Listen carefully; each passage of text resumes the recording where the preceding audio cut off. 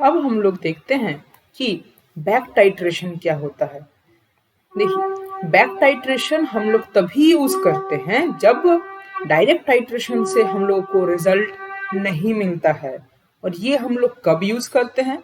सबसे पहली बात, यदि हम लोग के पास कोई सूटेबल इंडिकेटर नहीं है, ठीक है, नो सूटेबल इंडिकेटर, ये हम लोग का पहला केस हो गया जब हम लोग यूज करते हैं। Second, when reaction between analyte and EDTA is slow, जब रिएक्शन स्लो होता है। कैसे, मैं बताने वाला हूं। ये हम लोग का सेकेंड हो गया, second condition. And third, when analyte forms precipitate, यदि एनालाइट यदि प्रेसिपिटेट बना देगा, ठीक है, सपोज कीजिए कि आप HCl और NaOH का रिएक्शन कर रहे हैं और सपोज कीजिए कि वहां पर NaCl का प्रेसिपिटेट बन गया, तो वो दिक्कत कर सकता है। तो वो हम लोग का हो गया थर्ड कंडीशन, जब हम लोग बैक टाइट्रेशन यूज करते हैं। तो मतलब ये जो तीनों पॉइंट है, ये डायरेक्ट टाइट्रेशन का लिमिटेशन भी है, ठीक है। और बैक टाइट्रेशन का देखिए स्कोप क्या है, removal of metal ion from boiler, ये मैं आपको लास्ट क्लास में भी बताया हूँ बॉयलर वगैरह के बारे में। और सेकंड है डिटर्मिनेशन ऑफ वाटर हार्डनेस, ठीक है। ये दोनों ही कॉम्प्लेक्सोमेट्रिक टाइट्रेशन का ही एक एप्लीकेशन है। चलिए अब हम लोग समझते हैं कि बैक टाइट्रेशन आखिर होता कैसे है। मैंने आप लोगों को बताया था कॉम्प्लेक्सोमेट्रिक टाइट्रेशन में कि जो Mg2+ होते हैं या Ca2+ होता है, वो EDTA के साथ रिएक्ट करता है और एक स्ट्रॉन्ग कॉम्प्लेक्स बनाता है Mg-EDTA या Ca-EDTA करके। ये वाला कॉम्प्लेक्स बहुत स्टेबल होता है। लेकिन सपोज कीजिए कि हमने कोई दूसरा एक कोई मेटल लिया है, ठीक है, Mn+, और उसके साथ हम लोग EDTA का रिएक्शन करवा रहे हैं, ठीक है, टाइट्रेशन करवा रहे हैं। तो उस केस में क्या होता है, ये जो कॉम्प्लेक्स बनेगा M-EDTA का, ये कॉम्प्लेक्स तो फॉर्म होगा लेकिन ये बहुत स्लो प्रोसेस होगा, ठीक है, बहुत स्लो। तो उतना तो हम लोग के पास टाइम नहीं होता है, हम लोग को रिएक्शन जल्दी जल्दी करना होता है, हम लोग को अपना रिजल्ट जल्दी चाहिए। तो इस केस में क्या करते हैं हम लोग कि ये जो EDTA है ना, इसको हम लोग एक्सेस में ले लेते हैं, ठीक है। ये जो EDTA है इसको हम लोग लेंगे एक्सेस में। यदि हम लोग एक्सेस में लेंगे तो बहुत सारा एक साथ EDTA आ जाएगा, तो पूरा का पूरा जो ये Mn+ है, ये एकदम से कॉम्प्लेक्स बना देगा, ठीक है, मतलब बहुत जल्दी ये कॉम्प्लेक्स बना देगा। लेकिन इसमें एक दिक्कत आ जाता है क्या, कि हम लोगों ने EDTA तो एक्सेस में लिया हुआ था, है ना। इसमें हम लोग क्या किए थे, जब Mg2+ था, इसमें हम लोगों ने सॉरी, इसमें हम लोगों ने क्या किया था कि उतना ही हम लोग EDTA लिए थे जितना कि हम लोग को जरूरत था कॉम्प्लेक्स फॉर्म करने के लिए। लेकिन इस केस में क्या हुआ, हम लोगों ने रिएक्शन को जल्दी करवाने के चक्कर में EDTA एक्सेस ले लिया। तो इसमें क्या होगा कि कुछ पोर्शन EDTA का बच जाएगा, ठीक है, यहाँ पर लेफ्ट रहेगा, लेफ्ट। उसको हम लोग क्या करेंगे, ये जो EDTA बच जाएगा, इसको अब हम लोग रिएक्ट करवाएंगे Mg2+ के साथ, Mg2+ या Ca2+ के साथ। और फिर ये जो कॉम्प्लेक्स बनेगा, ठीक है, Mg-EDTA, इसका फिर हम लोग कैलकुलेशन करेंगे। देखिए कैलकुलेशन हम लोग क्या करेंगे, देखिए यहां से हम लोगों को EDTA का वॉल्यूम मिलेगा, ठीक है, फिर यहां से हम लोगों को Mn+ का कंसेंट्रेशन मिलेगा। देखिए ढंग से समझिए कैलकुलेशन, ठीक है। डायरेक्ट हम लोग इस वाले पोर्शन पर आते हैं, Mg और EDTA। तो वही जो मैंने ये फॉर्मूला बताया था, है ना, N1V1 is equals to N2V2। ये किसके लिए है, Mg का, ये किसके लिए है, EDTA का, ठीक है। देखिए इसमें क्या है, EDTA का कंसेंट्रेशन हम लोग को नोन रखना पड़ेगा। और एक बात, ये जो एक्सेस भी जो हम लोग वॉल्यूम ऐड करेंगे, ये भी हम लोग को नोन होगा कि एक्सेस वॉल्यूम ऐड किए, लेकिन वो कितना ml का है, 10 ml, 20 ml, 30 ml, वो हम लोग को नोन रहेगा। और EDTA का कंसेंट्रेशन भी हम लोग को नोन रहेगा। Mn+ का भी कंसेंट्रेशन हम लोग को नोन रहेगा, बस इसका हम लोग को स्ट्रेंथ निकालना है। अच्छा, Mg2+ के केस में इसका हम लोगों को कंसेंट्रेशन नोन है, इसका हम लोगों को वॉल्यूम नोन रहेगा, ठीक है। हम लोग इसको लगभग 10 ml लेते हैं आमतौर पर, ठीक है। तो ये तीनों नॉन रहेगा तो यहाँ से हम लोगों को V2 का वैल्यू मिल जाएगा, ठीक है। यहाँ से हम लोगों को V2 का वैल्यू मिल जाएगा, ठीक। V2 का वैल्यू क्या होगा, N1V1/N2। अब ये V2 का वैल्यू मिल गया। अब सपोज कीजिए कि शुरुआत में जो ये एक्सेस हम लोग लिए थे उसका वैल्यू था V1, ठीक है। ये एक्सेस का वैल्यू था V1, इसमें से कुछ तो यूज हो गया किसमें, ये कॉम्प्लेक्स बनाने में, और कुछ जो बच गया EDTA उसका वॉल्यूम है V2।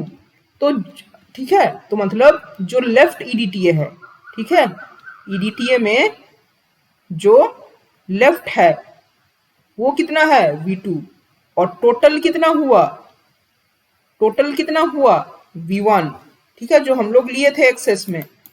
अब बात है फिर हम लोग के पास ये वाला जो कॉम्प्लेक्स कितना EDTA फॉर्म करेगा, है ना। तो यूज्ड कितना होगा, फिर इसको यदि हम लोग V3 माने तो ये हो जाएगा V1 माइनस V2, समझ रहे हैं, ये हो गया यूज्ड।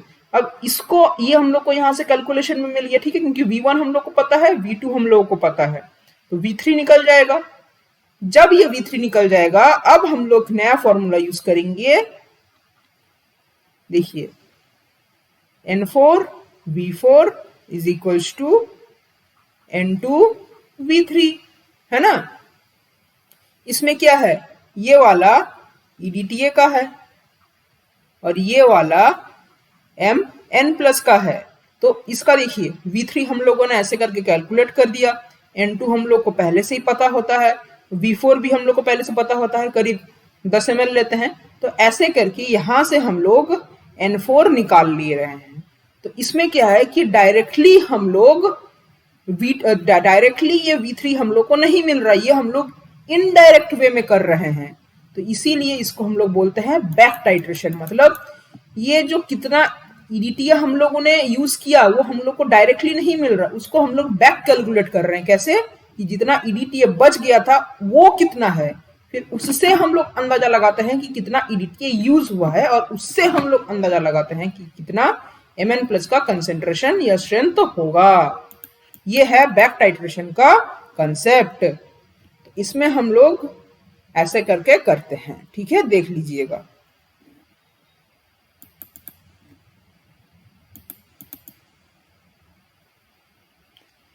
अच्छा, नेक्स्ट देखते हैं, देखिए ये वाला when complexation is not possible और complexation is very slow, ठीक है। यदि ये बहुत स्लो हुआ और complexation indicated does not work properly then we go for back titration, ठीक है। Taken sort for Mn plus ion react with non excess large excess EDTA, ठीक है। हम लोग को निकालना है Mn प्लस आयन, तो उसके लिए हम लोग ले रहे हैं फिर एक्सेस EDTA, ये कॉम्प्लेक्स बनेगा। Remaining EDTA react with standard Mg2+, ठीक है। इसमें आप Ca2+ भी यूज कर सकते हैं। Use normality equation and find excess volume of EDTA, ठीक है। वही नॉर्मलिटी इक्वेशन मतलब वही वाला N1V1 is equal to N2V2 and find excess volume of EDTA, ठीक। मतलब हम लोग को एक्सेस वॉल्यूम मतलब जो V1 है वो निकालना है, ठीक है। अच्छा रुकिए, इसका नोटेशन थोड़ा सा हम लोग चेंज कर लेते हैं, क्योंकि ये V1 तो हम लोगों ने पहले भी यहाँ पर यूज किया हुआ है ना, तो मे बी हम लोग इसे VA लिख देते हैं, ठीक, VA। अच्छा, तो इसको हम लोग VA कर देते हैं, ठीक है। तो वैसे करके आप निकाल सकते हैं। नेक्स्ट हम लोग आते हैं डिस्प्लेसमेंट रिएक्शन। डिस्प्लेसमेंट रिएक्शन क्या होता है, ये भी हम लोग तब यूज करते हैं जब इंडिकेटर नहीं है ना। ये एक ड्रॉबैक है डायरेक्ट टाइट्रेशन का। इसमें देखिए क्या होता है, in displacement titration an unmeasured excess of solution containing Mg-EDTA complex is introduced into the analyte solution, ठीक है। सपोज कीजिए ये हम लोग का कॉनिकल फ्लास्क है, हाँ, यहाँ पर हम लोग के पास ब्यूरेट है। इसमें क्या है MgEDTA का इसमें MgEDTA का एक सोल्यूशन है। इसको हम लोग एक्सेस में डाल देते हैं यहाँ पर, वो भी अननोन एक्सेस। ध्यान दीजिएगा, उसमें हम लोग नॉन एक्सेस लिए थे EDTA का, और इसमें हम लोग अननोन एक्सेस ले रहे हैं MgEDTA कॉम्प्लेक्स का। ठीक है, अननोन एक्सेस, और इसमें हम लोग के पास क्या है, एनालाइट। ठीक है, एनालाइट कुछ भी हो सकता है, हाँ मतलब जिस मेटल का हम लोगों को निकालना है ना, वो एनालाइट होगा। If the analyte forms a more stable complex than that of Mg, the following displacement reaction occur. इसमें क्या है, ये जो MgEDTA है, इसके साथ जब हम लोग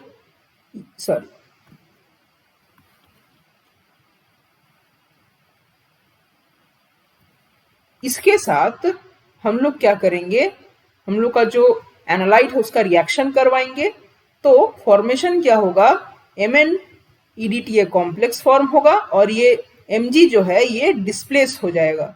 लेकिन इसमें एक कंडीशन है। क्या कंडीशन है, ध्यान से समझिए।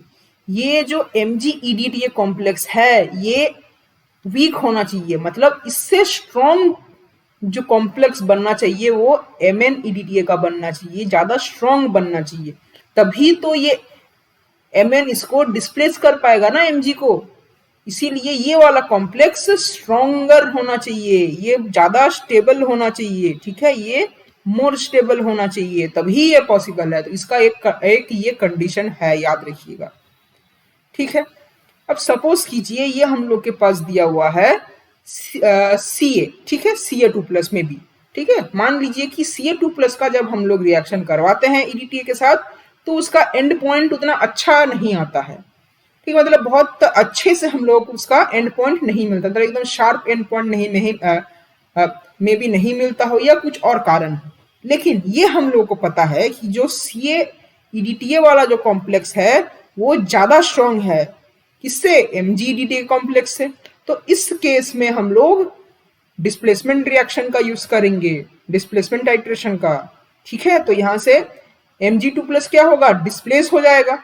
जो ये Mg2+ डिस्प्लेस होगा उसको अब हम लोग EDTA के साथ टाइट्रेट करेंगे। ठीक है, देखिए सपोज कीजिए इसका हम लोगों के पास अननोन वॉल्यूम है, मे बी हम लोग इसको V1 ले लेते हैं। ठीक है, और Mn का वॉल्यूम में भी V2 ले लेते हैं, इसका स्ट्रेंथ N1, इसका स्ट्रेंथ N2। इसका स्ट्रेंथ हम लोग को पहले से पता है ना, इसका स्ट्रेंथ हम लोग को पता है, मतलब Mg का हम लोग को स्ट्रेंथ पता है। अब हम लोग क्या किए, इसमें से कुछ Mg2+ एक्सेस हो गया। लेट सपोज इसका वॉल्यूम है V3 और इसका स्ट्रेंथ क्या होगा, N1। इसको अब हम लोग टाइट्रेट करेंगे किसके साथ, EDTA के साथ। EDTA का वॉल्यूम सपोज कीजिए V4 और इसका स्ट्रेंथ सपोज कीजिए N4। तो इक्वेशन क्या बनेगा, N4V4 is equals to N1V3। V3 हम लोग को कैलकुलेट, मतलब हम लोग को मिल जाएगा एक्सपेरिमेंट के दौरान, और बाकी ये दोनों हम लोग को पता है, कौन सा, V4 पता है, N4 पता है। ठीक है, देखिए ऐसे करके हम लोग को कैलकुलेशन करना पड़ेगा। फिर यहां से हम लोग क्या निकालेंगे, N1 निकालेंगे। ठीक, ऐसे करके ये जो बैक कैलकुलेशन करके हम लोगों को अल्टीमेटली निकालना पड़ेगा N2। ठीक है, ये कुछ बैक टाइट्रेशन टाइप का ही इसका भी कैलकुलेशन है। देखिए इसका और आप पढ़ें और अब ये देखेंगे तो आपको और अच्छे से क्लियर हो जाएगा। The liberated Mg2+ is titrated with a standard EDTA solution. How much mole of Mg2+ release shows how much Ca2+ is used, है ना।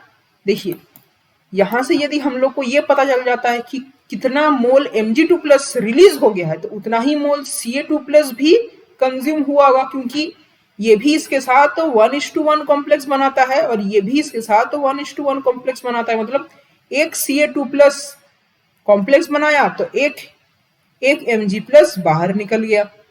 वही कॉन्सेप्ट हम लोग को यूज करना है, तो वैसे करके हम लोग इनडायरेक्टली निकाल सकते हैं। ठीक है, If the complexation between ml is very slow in EDT titration, then what to do? Take the ligand in large excess and ये वाला हम लोग कॉम्प्लेक्स बना देंगे। ठीक है, वही जो मैंने बैक टाइट्रेशन का कंसेप्ट बताया था। अच्छा, नेक्स्ट है एसिडिमेट्रिक टाइट्रेशन। इसमें क्या करते हैं, सपोज ये हम लोग के पास EDTA है ना, इसका ये फॉर्म देख लीजिए, H2I2- वाला फॉर्म। कैसे फॉर्म्स होते हैं ये मैंने आपको पिछले क्लास में डिस्कस किया था। इसका यदि हम लोग रिएक्ट करवाते हैं किसी मेटल के साथ तो क्या होता है, ये वाला एक कॉम्प्लेक्स बनेगा, लेकिन साथ ही में ये हाइड्रोजन आयन भी क्या होंगे, ये फॉर्म होंगे सोल्यूशन में। वो जो हाइड्रोजन आयन है H+ कंसेंट्रेशन, उसको हम लोग टाइट्रेट करेंगे किसके साथ, NaOH के साथ। तो ये कौन सा टाइट्रेशन होगा हम लोग का, एसिड बेस टाइट्रेशन है ना, एसिड बेस टाइट्रेशन। और इंडिकेटर कौन सा यूज कर देंगे, फेनोप्थेलिन है ना। तो इसमें से हम लोग को क्या पता चलेगा कि कितना अमाउंट ऑफ H+ हम लोग को मिला। तो 2 H+ के लिए हम लोग को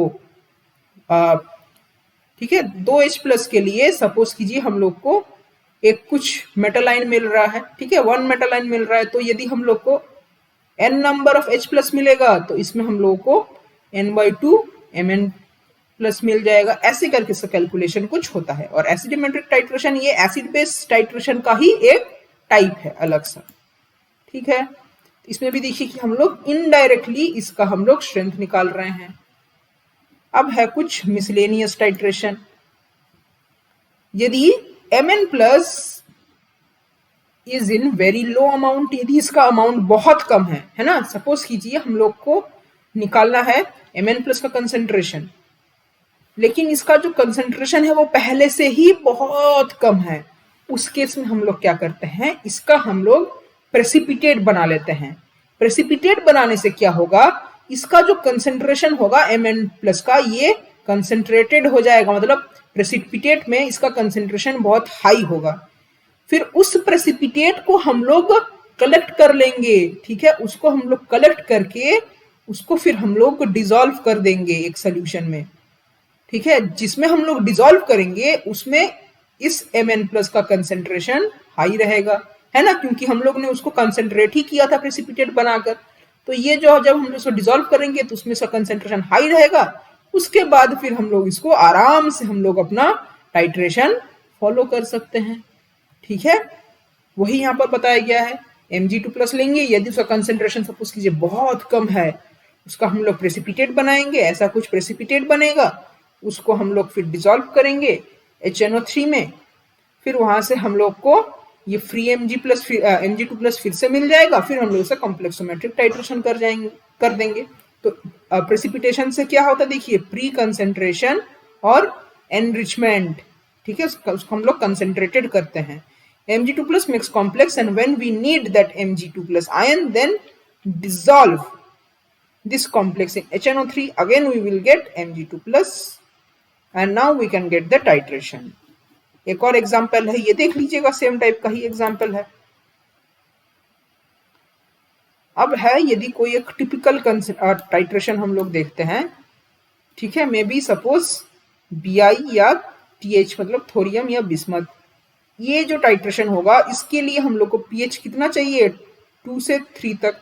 तो इसमें हम लोग EBT इंडिकेटर यूज नहीं कर सकते, क्योंकि मैंने क्या बताया था, EBT इंडिकेटर के लिए उसका pH कितना रखना पड़ता था, लगभग 10 से 12 तक इसको रखना पड़ता था। लेकिन यहाँ पर तो 2 से 3 है, तो इसमें हम लोग EBT को यूज नहीं कर सकते। इसमें हम लोग दूसरा यूज करते हैं इंडिकेटर, जिसको हम लोग बोलते हैं ज़ाइलेनॉल ऑरेंज इंडिकेटर या फिर पायरो कैटेकॉल वायलेट इंडिकेटर।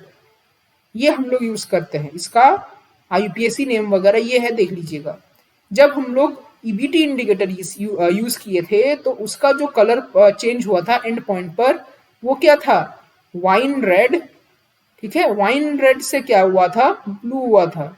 लेकिन ये जब हम लोग इंडिकेटर यूज करेंगे तो इसमें कलर चेंज क्या होगा, रेड कलर से लेमन कलर हो जाएगा।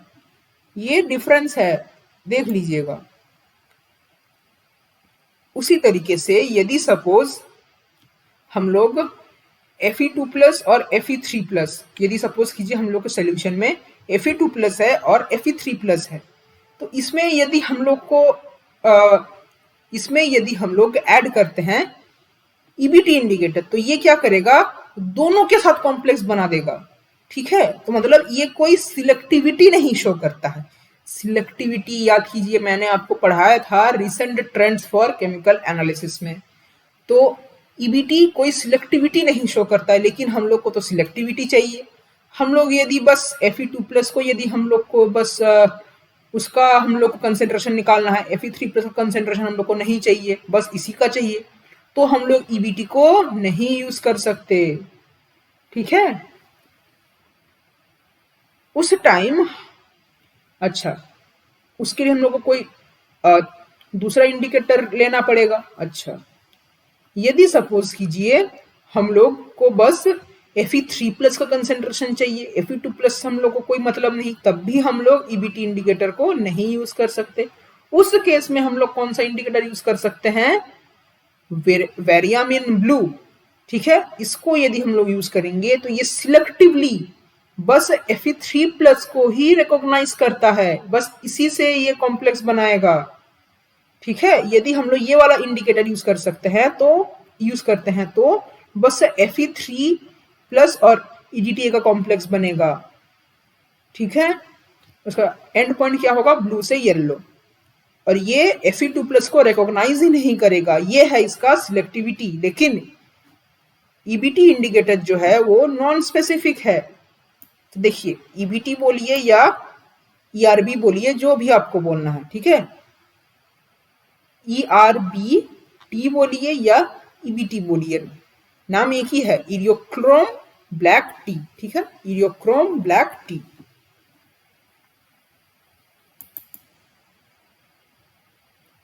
अच्छा, नेक्स्ट सपोज कीजिए यदि हम लोग को एक ही सोल्यूशन में दोनों Ca और Mg मिल गया, मे बी सपोज कीजिए आपको मिल्क पाउडर दिया हो या आपको वाटर का हार्डनेस चेक करना हो, उसमें भी ऐसा ही होता है कि आपको दोनों मिलते हैं। तो उसमें यदि आप EDTA के साथ टाइट्रेशन करेंगे और आप EBT ले लिए, तो आपको दोनों के साथ कॉम्प्लेक्स मिल जाता है। तो वो हम लोग को तो नहीं चाहिए। यदि हम लोग को बस बोला गया कि मिल्क में कैल्शियम कितना प्रेजेंट है, बस कैल्शियम का काउंट करो, तो हम लोग ये वाला मेथड नहीं यूज कर सकते ईबीटी के लिए। उसमें हम लोग को कोई स्पेसिफिक इंडिकेटर चाहिए। तो यदि हम लोग को बस सीए का इंडिकेटर चाहिए कि वो बस सीए से कॉम्प्लेक्स बनाए, एमजी के साथ कॉम्प्लेक्स ना बनाए, तो उसमें हम लोग यूज करते हैं कैल्कन। और यदि हम लोग को चाहिए कोई इंडिकेटर जो एमजी के साथ कॉम्प्लेक्स बनाए लेकिन सीए के साथ नहीं बनाए, उसमें हम लोग यूज करते हैं म्यूरेक्साइड इंडिकेटर। ठीक है, नेक्स्ट है एसिडोमेट्रिक टाइट्रेशन। देखिए, एसिडोमेट्रिक टाइट्रेशन ये नॉर्मल एसिड बेस टाइट्रेशन ही है।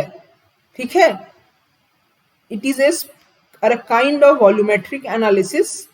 ठीक है, it is a special analytic use of acid based titration to determine the concentration of basic substance. ठीक है, इसमें एसिडोमेट्रिक टाइट्रेशन में हम लोग कोई बेस का हम लोग कंसेंट्रेशन निकालते हैं यूजिंग स्टैंडर्ड एसिड, और इसी का ऑपोजिट है एल्कलीमेट्री, जिसमें हम लोग एसिड का हम लोग कंसेंट्रेशन निकालते हैं यूजिंग बेस।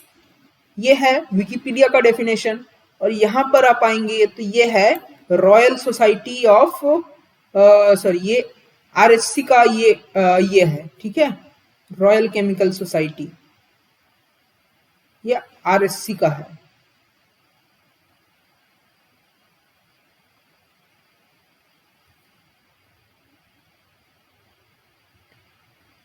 इसका जो डेफिनेशन है ना, इसका डेफिनेशन क्या बोलता है,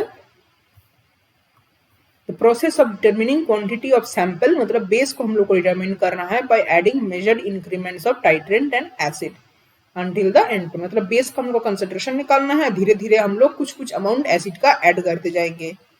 ठीक है, इसका एग्जांपल देख लीजिए। Small amount of sample is attached with big amount and titration is done with EDTA। sample handling कैसे होता है,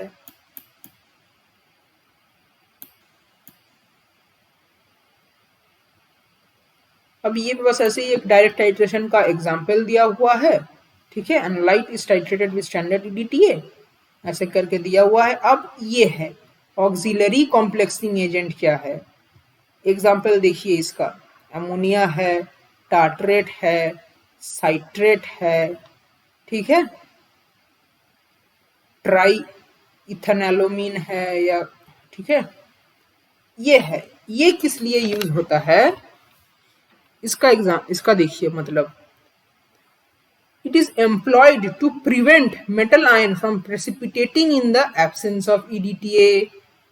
एग्जाम्पल देखिए ढंग से, the direct titration of Pb2 plus is carried out in ammonia buffer at pH 10 in the absence of titrate, in the presence of tartrate, which complexes the metal ion and does not allow PbOH whole to precipitate। मतलब यदि हम लोगों को Pb2 plus का titration करना है किसके साथ, EDTA के साथ, ठीक है, लेकिन एकदम शुरुआत में ही तो हम लोग सारा का सारा EDTA हम लोग नहीं डाल देते हैं, धीरे धीरे हम लोग डालते हैं, है ना।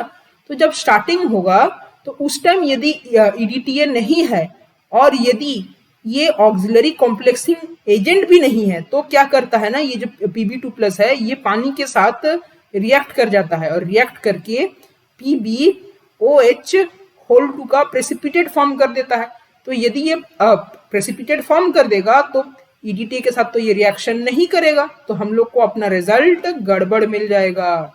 इसी को प्रिवेंट करने के लिए हम लोग यूज करते हैं कुछ ऑक्सिलरी कॉम्प्लेक्सिंग एजेंट। यदि सपोज कीजिए हमने Pb2 प्लस के साथ यूज किया टार्ट्रेट, ठीक है, इसको मैं TAR से रिप्रेजेंट कर रहा हूं, तो ये एक कुछ Pb2 प्लस TAR का कॉम्प्लेक्स बना देगा। फिर इसके साथ जब हम लोग, इसके बाद जब हम लोग इसमें EDTA ऐड करेंगे तो क्या होगा, ये जो Pb2 प्लस EDTA कॉम्प्लेक्स बनेगा और इसमें ये जो टार्ट्रेट है ये रिलीज हो जाएगा। तो ये भी एक तरीके का डिस्प्लेसमेंट रिएक्शन यहाँ पर फॉलो होगा। देखिए ये जो टार्ट्रेट है ये हम लोग का काम आसान कर रहा है, कैसे, ये प्रेसिपिटेशन होने से बचा रहा है। लेकिन इसमें भी एक दिक्कत है, यदि मानिए ये वाला कॉम्प्लेक्स ज्यादा स्ट्रांग हो गया किससे, इस वाले कॉम्प्लेक्स से, तो दिक्कत है। क्यों, तब ये डिस्प्लेसमेंट रिएक्शन होगा ही नहीं।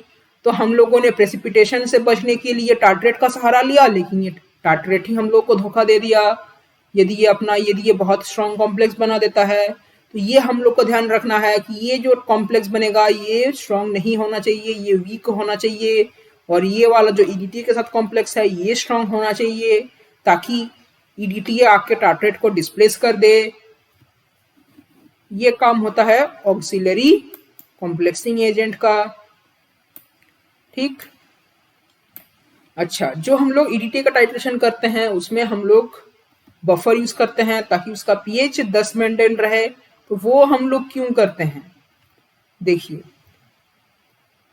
यदि pH 10 से ज्यादा हो गया तो प्रेसिपिटेशन हो सकता है। यदि pH 10 से ज्यादा हो गया तो जो कलर हम लोग देखते हैं कि वाइन रेड से ब्लू में जाता है ना, वाइन रेड से ब्लू में जाता है, वो नहीं जाकर क्या हो जाएगा, red to red colour change होगा। तो red to red colour change होगा तो आपको कुछ फर्क दिखेगा, नहीं दिखेगा। अरे पहले भी रेड था अब भी रेड है, कुछ भी फर्क नहीं दिखेगा। इसीलिए हम लोग को ये pH इतना मेंटेन करना पड़ेगा। अच्छा देखिए ये क्यों हुआ, देखिए याद कीजिए, जो हम लोग EBT पढ़े थे ना उसका हम लोग एक pH रेंज पढ़े थे कि यदि उसका pH रेंज 10 से 12 है उसका कलर होता है ब्लू, यदि ये और भी हाई pH हो जाता है ना, तो उसका कलर हो जाता है रेड। और जो मेटल EBT कॉम्प्लेक्स है उसका भी कलर क्या होता है, वाइन रेड। तो ये रेड से उसका भी कलर क्या होता है, वाइन रेड, है ना। तो ये रेड से रेड कलर चेंज हो जाएगा, वो तो कोई काम का नहीं, हम लोग को पता ही नहीं चलेगा कैसे होगा ना, एकदम कलर चेंज थोड़ा सा डिस्टिंक्ट होना चाहिए, थोड़ा अलग होना चाहिए। इसीलिए हम लोग ये वाला pH मेंटेन करते हैं ताकि रेड से ब्लू कलर चेंज हो, जो हम लोग के लिए बेहतर हो समझने के लिए। और यदि pH 10 से कम भी हो गया तो भी दिक्कत है, तो उसमें क्या होता है, जो रिएक्शन होता है वो ही कंप्लीट नहीं हो पाता है, वो दिक्कत हो जाता है।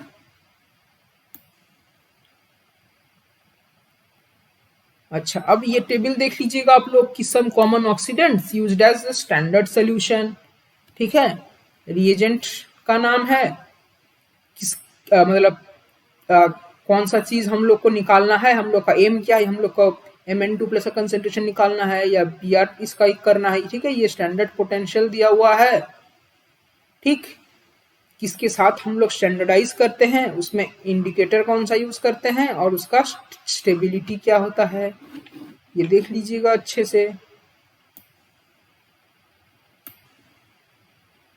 देखिए ये वाला क्या है कि ये हम लोगों ने रिएजेंट लिया, यहाँ पर Mn क्या है, Mn 7+ है। ये प्रोडक्ट ये जब काम कर जाएगा रिएजेंट अपना, तो ये कौन सा प्रोडक्ट बनाएगा, Mn2+। उसी तरीके से, ठीक, हर एक का आप देख सकते हैं, है ना। ये भी जैसे शुरुआत में है C4+, काम करने के बाद ये बन जाएगा C3+। ये भी है Cr6+ होगा शायद से, ये बनने के बाद ये बन जाएगा Cr3+। ऐसे ही करके आप देख सकते हैं, ठीक है। नेक्स्ट हम लोग आते हैं, अब हम लोग धीरे धीरे एक एक करके एनालिटिकल रिएजेंट्स देखेंगे। अच्छा, प्राइमरी स्टैंडर्ड। प्राइमरी स्टैंडर्ड क्या होता है ये मैं आपको नीचे बताने वाला हूँ। तो दो टर्म्स का आपको ध्यान रखना पड़ेगा, एक है प्राइमरी स्टैंडर्ड, एक है सेकेंडरी स्टैंडर्ड। चलिए बता ही देता हूँ आपको प्राइमरी स्टैंडर्ड क्या है।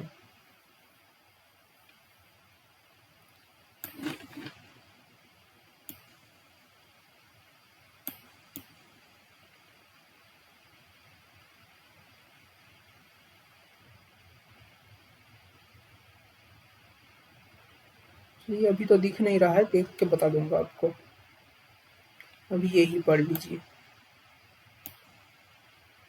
तो ये जो KBrO3 है, ये प्राइमरी स्टैंडर्ड की तरह एक्ट करता है। प्राइमरी स्टैंडर्ड मतलब एक सिंपल समझिए, यदि प्राइमरी स्टैंडर्ड बोल रहे हैं, ठीक है, प्राइमरी को मैं 1 डिग्री से डिनोट कर रहा हूँ, सेकेंडरी को मैं 2 डिग्री से डिनोट करूंगा। प्राइमरी स्टैंडर्ड वो सोल्यूशन होता है, ठीक है, वो रिएजेंट होता है जिसका कंसेंट्रेशन चेंज नहीं करेगा, ये इसका कंसेंट्रेशन स्टेबल रहेगा। लेकिन सेकेंडरी स्टैंडर्ड वो है जिसका कंसेंट्रेशन चेंज कर जाएगा, ठीक है, टाइम के साथ इसका कंसेंट्रेशन चेंज कर जाएगा। इसको हम लोग एकदम एक्यूरेटली मेजर नहीं कर सकते हैं, इसको हम लोग एक्यूरेटली मेजर कर सकते हैं। और भी कुछ है बता दूंगा, जैसे कि NaOH जो है हम लोग का, वो सेकेंडरी स्टैंडर्ड है। क्यों? क्योंकि उसका कंसेंट्रेशन हम लोग एक्यूरेटली मेजर नहीं कर सकते। क्यों?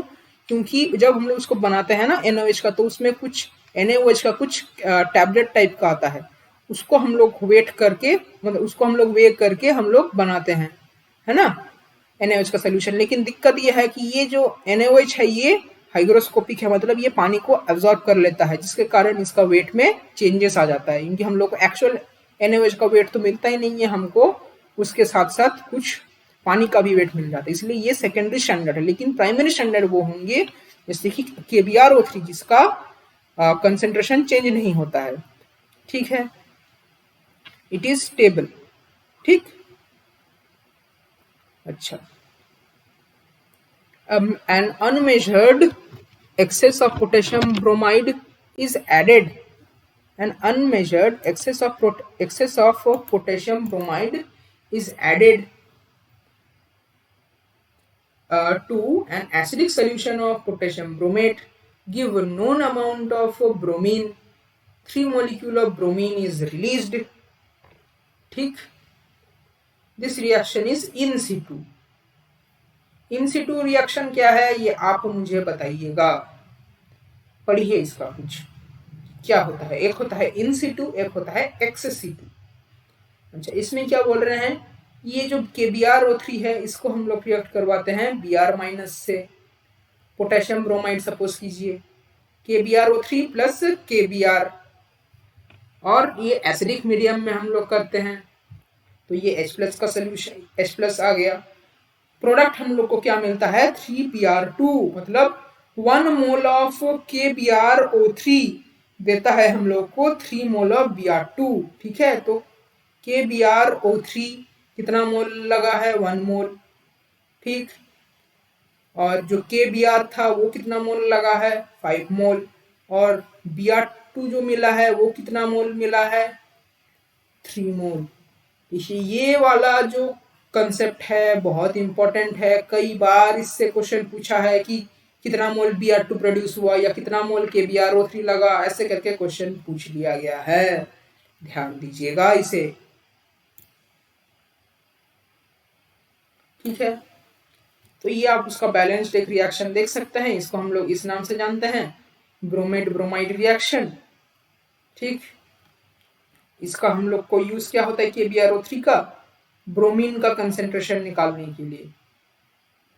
ठीक, जैसे सपोज कीजिए हम लोगों ने एक कुछ कंपाउंड लिया, ठीक है, आप लोग अनसैचुरेशन टेस्ट वगैरह जानते हैं, है ना। सपोज कीजिए कोई CC डबल बॉन्ड है, उसके साथ हम लोगों ने ब्रोमीन का रिएक्ट करवाया, तो इसमें क्या होता है कि कुछ अमाउंट ऑफ ब्रोमीन तो रिएक्ट कर जाता है और बाकी कितना अमाउंट ऑफ ब्रोमीन बचा है, ठीक है, इसके साथ कुछ ब्रोमीन लेफ्ट भी हो जाता है, उसको हम लोग कैलकुलेट करते हैं इस टाइट्रेशन के जरिए, है ना, KBrO3 के जरिए। ठीक, तो यहां से हम लोग को इस ब्रोमीन का कंसेंट्रेशन मिल जाए, इस वॉल्यूम ब्रोमीन का वॉल्यूम मिलेगा, तो वहां से हम लोग इस ब्रोमीन का वॉल्यूम निकाल सकते हैं, फिर वहां से हम लोग इस ब्रोमीन का वॉल्यूम निकालेंगे तो इसका हम लोग को वॉल्यूम मिल जाएगा या इसका कंसेंट्रेशन वगैरह मिल जाएगा। ठीक है, ऐसे करते हैं हम लोग।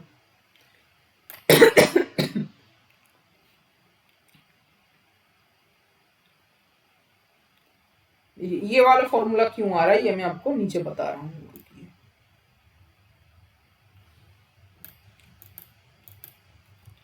Analysis of an organic compound, a measured excess of KBrO3 mixture is added and the mixture is acidified, liberating Br2.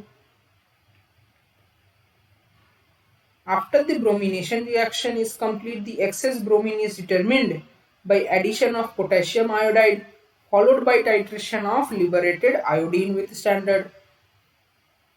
ठीक है, इसमें क्या बोल रहा है कि हम लोगों ने KBr और BrO3 और इसके साथ एसिडिक मीडियम मतलब H+ का यूज किया, ऐड किया, तो हम लोग के पास फॉर्म हो जाएगा Br2। इस Br2 को हम लोग Ki के साथ रिएक्ट करवाएंगे तो उसमें I2 फॉर्म होगा, उस I2 को हम लोग हाइपो सॉल्यूशन के साथ रिएक्ट करवाएंगे using starch as an indicator, तो हम लोग को ये हाइपो के साथ रिएक्ट करवाएंगे तो मिलेगा I-। तो इस तरीके से हम लोग इनडायरेक्ट टाइट्रेशन करके निकाल सकते हैं। ठीक है, अच्छा अब देखिए यूज ऑफ Br2। ठीक, ये जो एडिशन रिएक्शन वाला मैंने आपको बताया है, उसी तरीके से इसमें भी ऐसे ही होता है सब्स्टिट्यूशन रिएक्शन की, कितना ब्रोमीन सब्स्टिट्यूट किया है, कितना ब्रोमीन ऐड हुआ है, वो सब हम लोग निकाल लेंगे।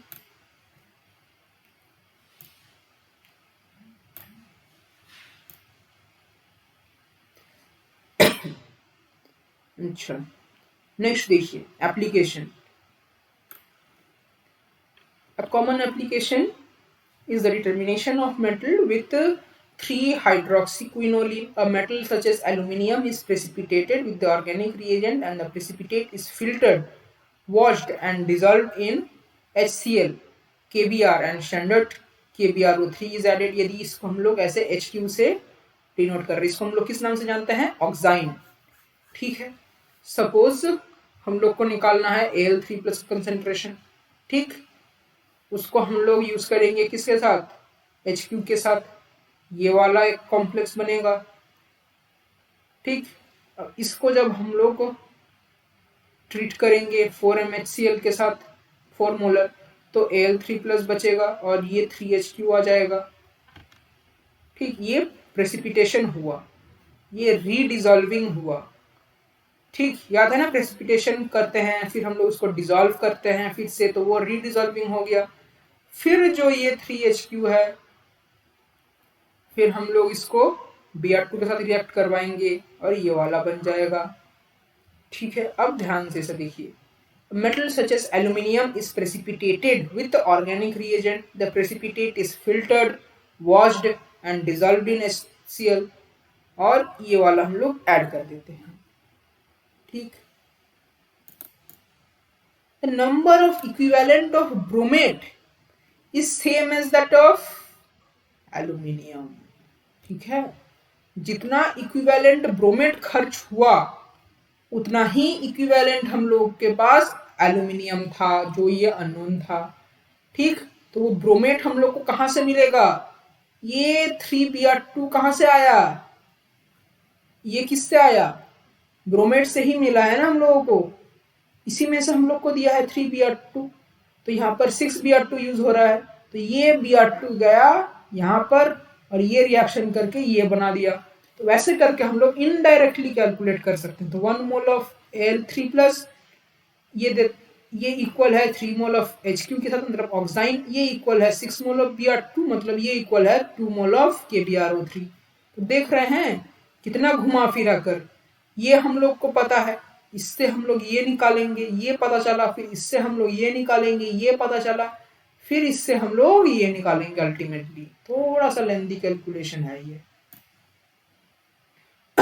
अब है प्राइमरी स्टैंडर्ड।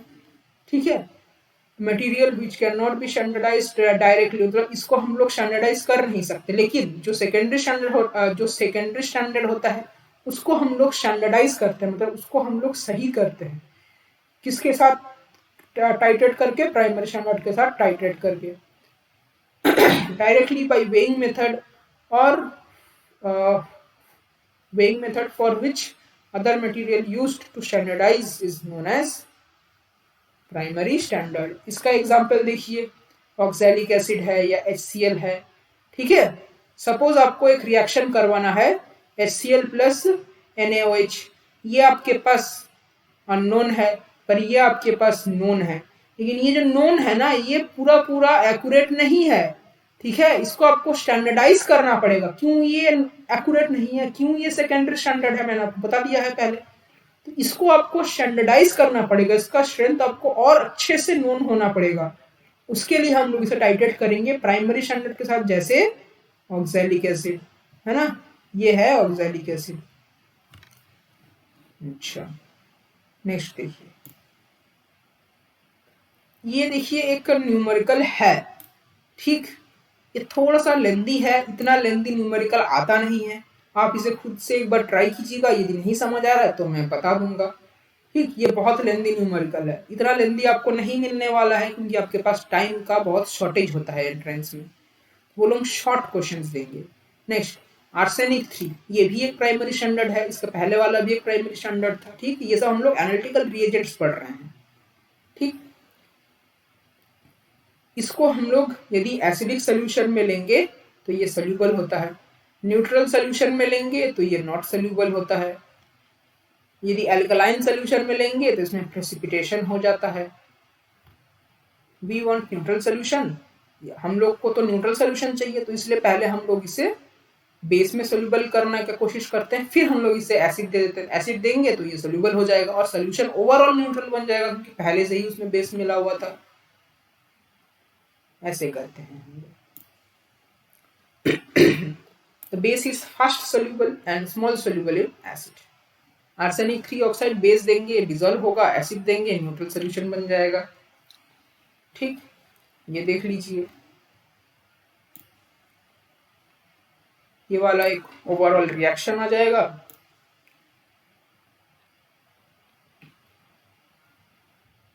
अब इसका हम लोग यदि टाइट्रेशन करना है, हम लोग को आर्सेनिक 3 निकालना है, उसको टाइट्रेशन हम लोग कर रहे हैं KBrO3 के साथ। ठीक है, ये देख लीजिएगा एंड पॉइंट है ना, Br माइनस हम लोग एक्सेस ले रहे हैं, यहाँ से हम लोग को ब्राउन कलर मिलेगा। इंडिकेटर हम लोग कौन सा यूज कर सकते हैं देख लीजिए, मिथाइल ऑरेंज या फिर क्राइसोडीन। इसका कलर क्या होता है? Yellow colour. अच्छा देखिए, कोई भी चीज को हम लोग ब्यूरेट में क्यों लेते हैं, यहाँ पर इसका रीजन नहीं दिया हुआ है पर मैं आपको कुछ पॉसिबल रीजन बता रहा हूँ। ठीक है, सपोज कीजिए यही है कि इसमें आर्सेनिक है। अच्छा, पहली बात तो ये, जिसको हम लोग ब्यूरेट में लेते हैं वो क्या होना चाहिए, मतलब उसके लिए कई सारे रीजन हो सकते हैं, उसमें से कोई भी फॉलो कर सकता है। पहला रीजन, वो हार्मफुल ना हो। ठीक है, वो हार्मफुल ना हो, लेस हार्मफुल। सेकेंड रीजन हो सकता है कि वो हम लोग के पास ज्यादा एक्सेस में हम लोग उसे ले सकते हैं, वो इस केस में लग रहा है। देखिए आर्सेनिक क्या है, ये बहुत हार्मफुल है, आर्सेनिक से इसका पॉइजन हो सकता है ना, आर्सेनिक पॉइजन हो सकता है। इसलिए हम लोग को इसे बहुत कम अमाउंट में लेना है, इसीलिए हम लोग इसको म्यूरेट में नहीं ले सकते हैं। तो इस वो हम लोग म्यूरेट में लेते हैं जो एक्सेस अमाउंट में हम लोग ले सकते हैं। ठीक है, तो ये दो रीजन हो सकता है क्यों हम लोग किसी चीज को ब्यूरेट में लेते हैं। अच्छा, एंटीमनी ऑक्साइड ये भी हम लोग एक यूज कर सकते हैं प्राइमरी स्टैंडर्ड के तरीके से। ठीक है, ये देख लीजिएगा, ये इसका रिएक्शन है। हाँ,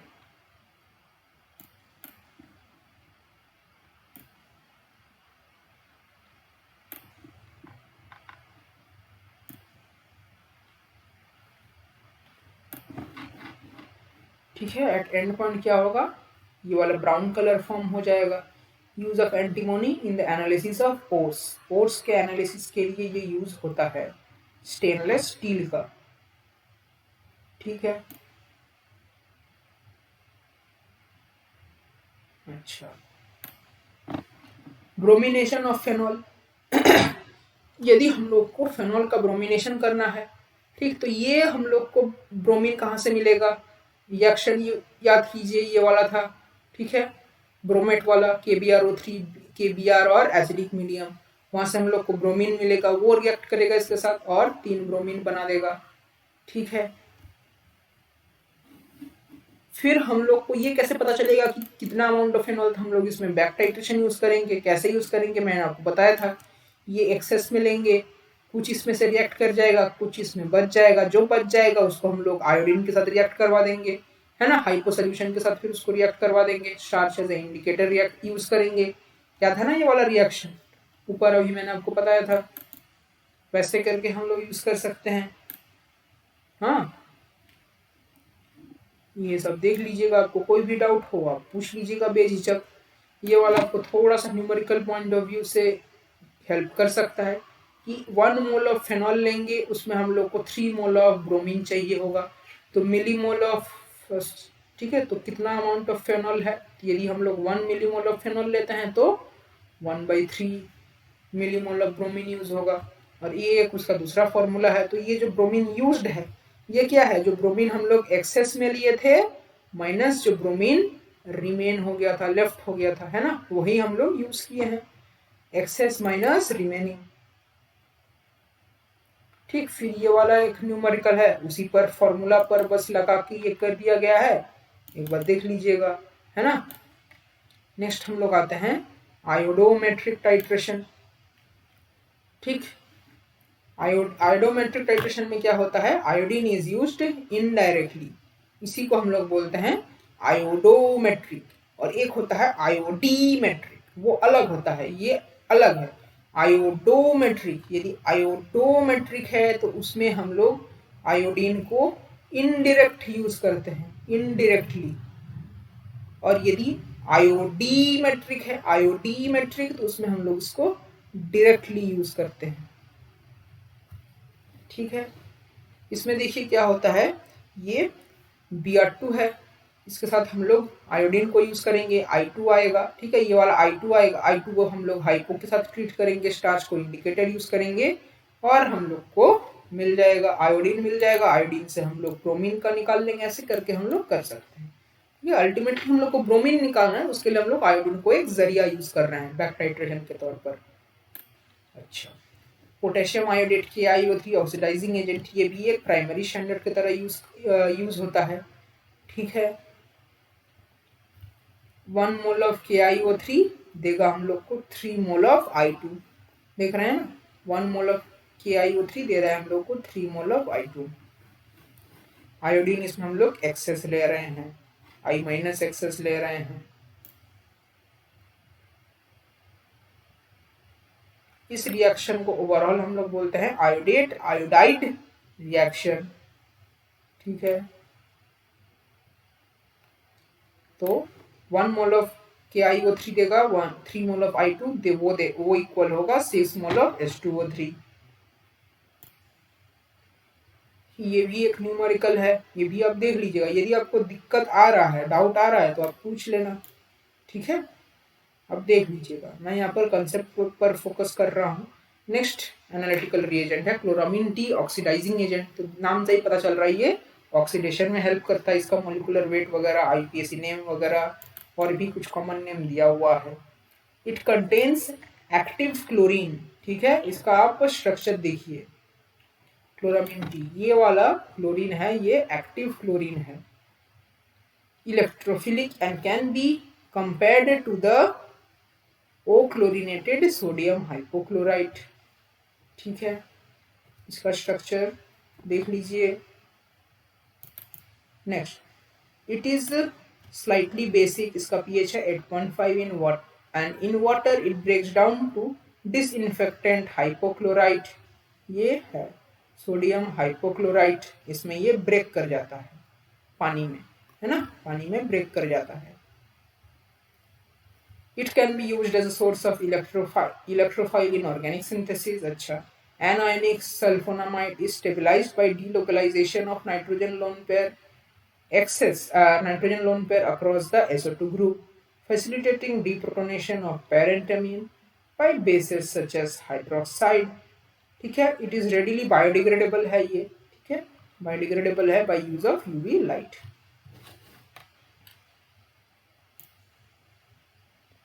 देख लीजिएगा, कोई भी डाउट हो तो पूछ लीजिएगा, ठीक है।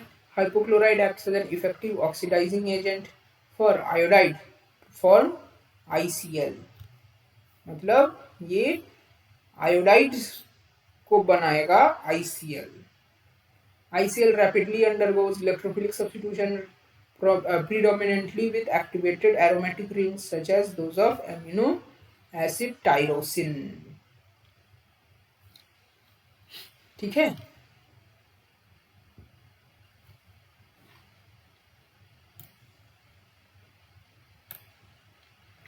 ऐसे करके हम लोग इसका रिएक्शन करवा सकते हैं। We know the amount of I2, we can know the amount of chloramine T, है ना। इसका हम लोग टाइट्रेशन करें, इसका यदि हम लोग को अमाउंट निकालना है, इसका हम लोग टाइट्रेशन करेंगे I2 के मतलब I माइनस के साथ, यहाँ से हम लोग को I2 मिलेगा, उसका हम लोग टाइट्रेशन करवाएंगे आयोडोमेट्रिकली किसके साथ, हाइपो सोल्यूशन के साथ। वहां से हम लोग पता चलेगा कि कितना अमाउंट ऑफ I2 है, वहां से हम लोग पता चलेगा इनडायरेक्टली कि कितना अमाउंट ऑफ क्लोरामीन टी है ना, कि 1 mole of chloramine T gives 1 mole of I2। Application देख लीजिए, इसका एप्लीकेशन बहुत सारे हैं। वही है कि यदि हम लोग आर्सेनिक निकालना, आर्सेनिक का अमाउंट निकालना है तो बैक टाइट्रेशन से कर सकते हैं। कैसे कर सकते हैं देख लीजिए। इसके साथ हम लोग आर्सेनिक निकालेंगे, ठीक, इसको हम लोग लेंगे एक्सेस में क्लोरामीन टी को, इसके साथ हम लोग आर्सेनिक का यूज कर देंगे, एक कुछ कॉम्प्लेक्स बन जाएगा, ठीक। ये सब कुछ रिएक्शन बनेगा और कुछ क्लोरामीन टी बच जाएगा। जो बचेगा उसको हम लोग I माइनस के साथ रिएक्ट करवा के I2 मिलेगा, I2 को हम लोग हाइपो के साथ I2 को हम लोग हाइपो के साथ रिएक्ट करवाएंगे, ठीक है। तो वहां से हम लोग I2 मिलेगा, I2 से हम लोग को रिमेनिंग क्लोरामीन टी मिलेगा, एक्सेस हम लोग को पता होगा तो कितना यूज क्लोरामीन टी है वो निकाल लेंगे, उससे हम लोग कितना आर्सेनिक प्रेजेंट है वो निकाल लेंगे, बैक टाइट्रेशन, ठीक है। वैसे ही करके बैक टाइट्रेशन से हम लोग SB3+ का निकाल सकते हैं, हम लोग नाइट्राइट का निकाल सकते हैं बैक टाइट्रेशन करके, हम लोग टिन का निकाल सकते हैं बैक टाइट्रेशन करके, सब सेम कंसेप्ट है, ठीक है। और हम लोग आयरन का भी निकाल सकते हैं बैक टाइट्रेशन करके। तो आज के वीडियो के लिए यहीं तक रहेगा। अगली बार से हम लोग स्टार्ट करेंगे सीरेट टाइट्रेशन, और भी एक बहुत फेमस रिएजेंट हम लोग पढ़ेंगे, कार्ल फिशर रिएजेंट। ये भी बहुत इम्पोर्टेंट है बीच के पॉइंट ऑफ व्यू से, ये हम लोग देखेंगे अगली क्लास में। तब तक के लिए गुड बाय।